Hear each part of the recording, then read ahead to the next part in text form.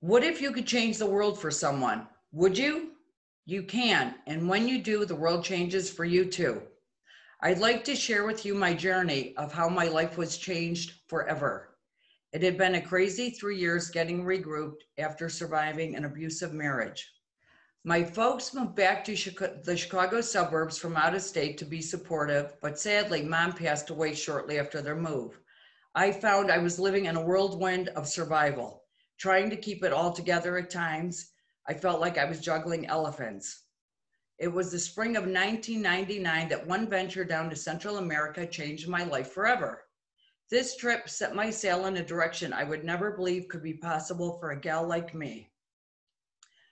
Being a hairdresser, we truly do know everyone. A longtime friend was planning a trip to his home country of Guatemala to bring supplies for aspiring athletes.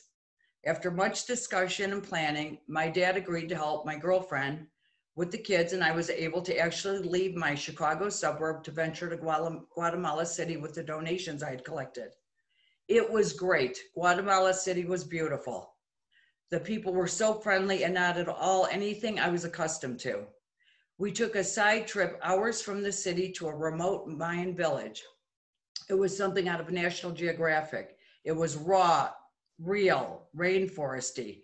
I had never seen thatched huts and children walking with heavy jugs of water before. Donkeys with riders or carts hauling goods went by every so often. The roads were pretty much rubble. There was a race being held in the village, and since I was a runner and I had packed my snazzy running shoes, I decided to sign up. The other runners were all 6 young men, all but one barefoot. It disturbed me that I was the only one wearing proper running shoes.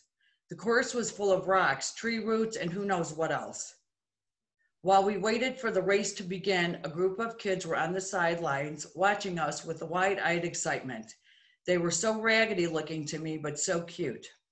I watched them as they walked on a hot, hard surface, turning their feet black. I asked one of the young runners why they had put hot tar on the soles of their feet. He responded, because they had no shoes to wear.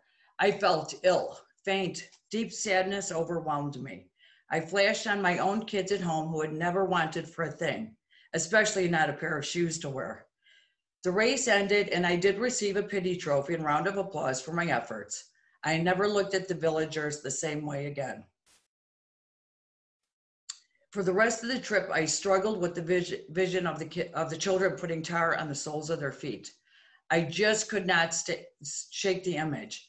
A song running through my head: reach out and touch somebody's hand, make this world a better place if you can. Take a little time out of your busy day to give encouragement to someone who's lost the way. To share a problem that's not your own. We can change things if we start giving. Miss Diana Ross was trying to tell me something. Getting settled in my seat on the plane leaving Guatemala was beyond emotional. I knew what I had to do. Shoes. I had to collect lots and lots of shoes, and I would send them back here. A man sitting next to me listened intently as I shared with him my eye-opening story of the children's feet. I was still shaken by the images I had witnessed. He told me he was an orthopedic surgeon and also a parent. And teaching his own children about giving back, he signed up for mission trips to treat damaged limbs of children living in underdeveloped countries in Central America. I asked why the need. He explained, in these remote areas where they have no electricity, people walk. They walk for food, to worship, for work, for water. And in some cases, they're denied going to school if they don't have shoes to wear. There is no public transportation, and the little medical facilities they have that are available are not for the poor. When a child suffers from an infection or a foot injury, depending on the severity, he's been forced to remove the foot altogether. To these people, shoes are transportation, they are education, and they are health insurance. This information only strengthened my deep desire to take action. Upon arriving home, I couldn't shake the images and began collecting shoes. My youngest daughter, who must have been 5 at the time, came downstairs with 2 pairs of her shoes. Her generosity inspired me to get on the phone and start asking friends, family, and neighbors to donate their gently worn shoes. I explained I was on a mad mission to get them to these kids. We had gone to a neighborhood Italian restaurant that night to celebrate my homecoming. The table had a white paper covering on it. The kids were busy coloring and drawing shoes because we were discussing how to get the word out about our project of shoes. So we grabbed crayons and started brainstorming. Please give us your spares, spare a pair. I was thinking of those little feet, those little soles, and their little soles. Bam! That's the name of our project. Share your souls. Word had gotten out and shoes started pouring in. My neighbors started coming over and helping. For the first time I could remember, I would fall asleep at night with a big smile on my face. I felt truly called by the universe to lend a hand. My whole family seemed happy. All of us except my dad, who I refer to as Ed. Ed was not on board with this life I had began. He thought life was about responsibility and suffering. He thought that maybe I had gone a bit wackadoodle, choosing what he saw as a life of slacking off and personal fulfillment. His visits slowed down more and more, and I knew he didn't understand. It was so new to me and so wonderful. I kept to the task and soon realized instead of having 1,000 pairs of shoes I had planned to collect, I had more like 5,000. Panicked, I started calling airlines. No luck. I reached out to a friend who had just become our Illinois Secretary of State. He got us a meeting with American Airlines, and they agreed to ship my collected shoes, plus fly me and my 3 children back to Guatemala to deliver them. I wanted my children to feel what I had experienced. With a great sense of satisfaction, we donated the shoes to an extremely poor orphanage. I felt my work was done. As we said our goodbyes, the head nun asked, "When are you coming back?" What? Coming back? Nope, no way, no how. That wasn't the plan. I had a very rewarding and prosperous life back in the suburbs of Chicago. We returned home and found piles upon piles of shoes waiting for me. My heart was filled with joy.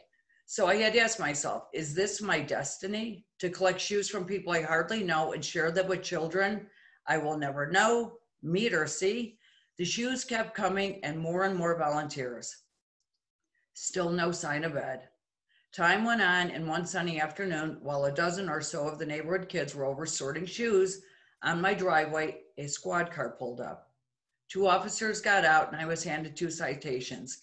One saying I was a public nuisance, and the other, my home was a public eyesore. A reporter came out, and I shared my story with him. The reporter was so upset, he put the story on the front page of the newspaper. That day, my phone rang, and a woman I never met offered me a free warehouse to use. My passion was spreading like a ripple made from tossing a stone in a pond. I was now beside myself with pure, sheer joy. It was time to make the movement legal and form a nonprofit entity. This was uncharted territory I was heading into. In the meantime, inquiries were coming in, asking if shoes could go here, if shoes could go there. My insecurities and self-doubt gnawed at me. Not having my dad around was getting to me. I was feeling alone in my fight. It was almost 5 years later, he came by my house. It was a welcome but guarded reunion. He said he had a check for me. He had his Knights of Columbus contribute to Share Your Souls. My dad explained when he was growing up, feelings like joy, gratitude, generosity were foreign to him. When he grew up, it was all about survival and providing. He wanted to understand why I was traveling across the globe now, delivering shoes to the poor. Over time, Share Your Souls gained momentum. We grew in notoriety and attracted new sponsors and supporters. We expanded our mission to include educating the youth on why our mission was so important.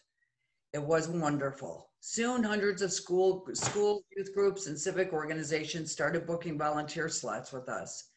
We inspire people to share what they are blessed with those who have so little. They walk away with a better understanding of their world as well as their place in it. I have found my place.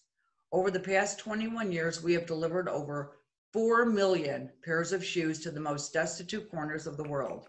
Refugee camps in Africa, orphanages in Central America, and disaster relief missions here at home.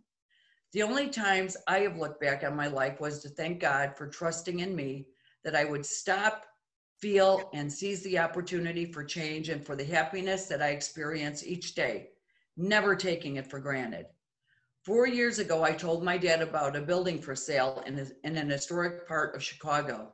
I had my heart set on this rundown landmark building.